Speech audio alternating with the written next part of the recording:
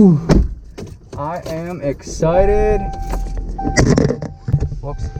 So I just got a lot of warranty work done to my boat, and I got my new GPS. Well, it's not really a GPS, but depth finder, fish finder installed, and I'm just really excited. Got a couple more things I need to do to my boat because they weren't covered under warranty, and I just decided not to pay for them because it's kind of a rip-off. But yeah, I'll show you everything when I get back to the house. About a couple of hours ago, I just picked up my boat from Bass Pro. So a couple of hours ago, I just picked up my Bass.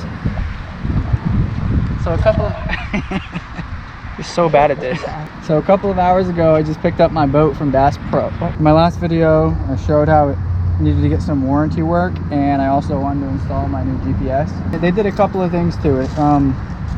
They changed the hydraulic pump. I have a brand new pump, right?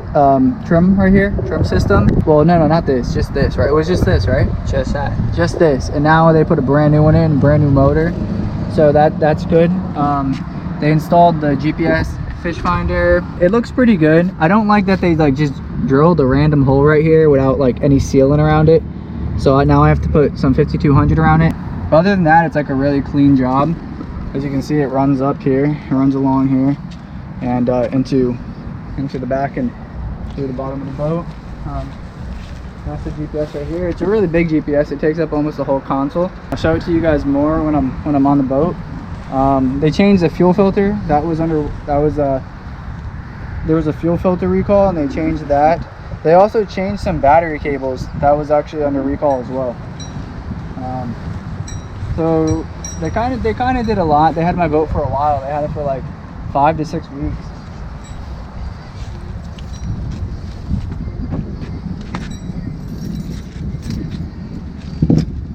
This screw was just lying right there in the middle of the boat, hoping that they didn't forget to screw something in. It looks like a new screw though, unused.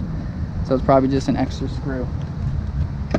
But we're gonna launch the boat now, and oh, and the main reason why I brought the boat in was because it had an overheating alarm. But when I brought it in, they said that you need to change the thermostat, and I need to change the water pump, and neither of those were under warranty. So when I got it back just about a couple of hours ago, I took it home, and me and my dad, we replaced the thermostat real quick because we thought that was like the issue with the overheating.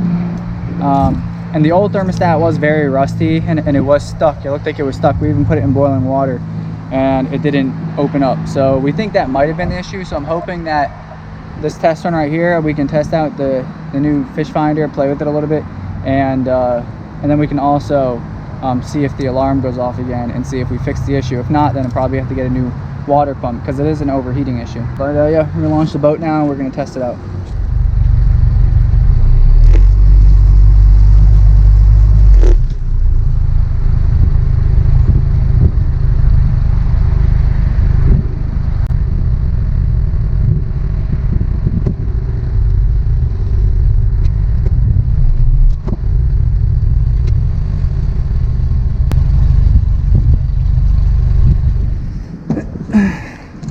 Let's see where that thing's sitting.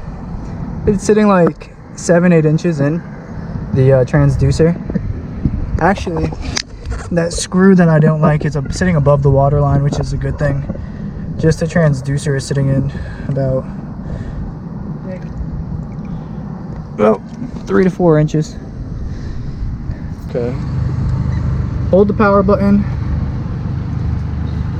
Can you turn the brightness up here? Let it load up. It looks good. Brightness is really good. On the camera, it doesn't look as bright, but in person, it looks really good. So let's just click on traditional. It's not, I don't think it is touchscreen. Okay. I'm getting no depth reading right now. I don't know if it has to load for a minute or what. There it goes. It's starting to pick it up right now. This is traditional, I think. This is just regular. Let's go over to clear view. See what's going on down here. It looks like just seaweed. That's all I'm seeing. This isn't gonna, they say clear view doesn't pick up the fish too well, but it's just if you want to see structure down the bottom, this is the best because it actually gives you an image of what's going on. I think I'm gonna keep it on clear view and traditional. That way I can see fish, if there are any, which there are none, and I can also kind of have an idea of what the bottom looks like. The big screen definitely helps with that. I can even triple screen it with like the GPS and stuff. I have side view. I have no idea how this works, but it just shows each side of the boat. Is that miles an hour? Yeah, miles an hour. It's like right there. All right, ready? Hold on. All right, we're gonna open up right now, and we're gonna see if we get any kind of any type of code that's alarm it up or something. I trimmed it up a little.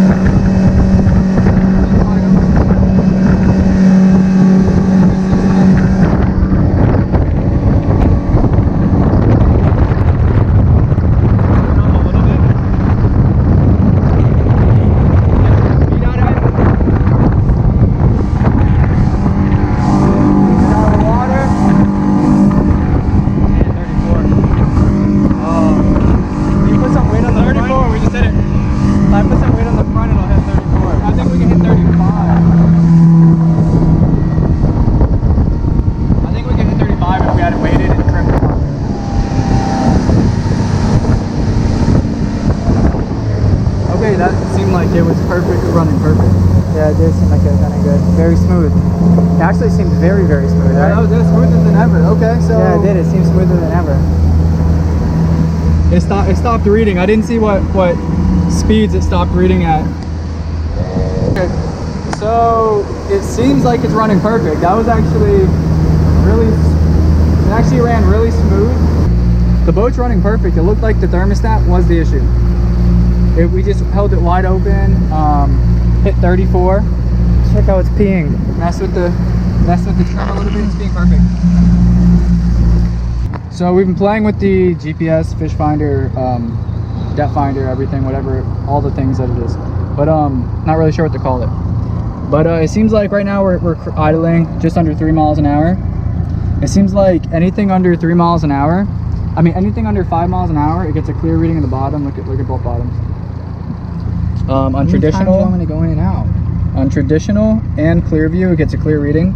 But it seems like anytime we bring up the speed over 5 miles an hour, it starts to cut in and out. I think because water cuts in and out on the transducer, and that's actually like an issue I've saw with a lot of people who get these things installed. Is at like any speed, it really doesn't give a clear reading. You can just see depth a little bit and things like that. But you know, that's why you can use the GPS or whatever. Stay in the channel, but like we'll bring it up a little bit. It'll start to clear out. We'll get up to about 5.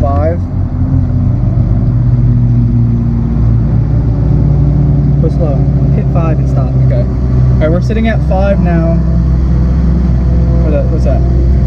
575. 5.75. Don't go faster. Let it see for reading. Yeah. See, it starts to break up a little bit. It doesn't get as good as of a reading. And you see how it's blinking? See how it's blinking? It starts to blink in and out. Doesn't pick it up as good. Clear view still seems to be pretty decent. But yeah, really excited about it. So we're gonna keep playing it. We're gonna keep playing with the engine. Engine seems like it's running perfect.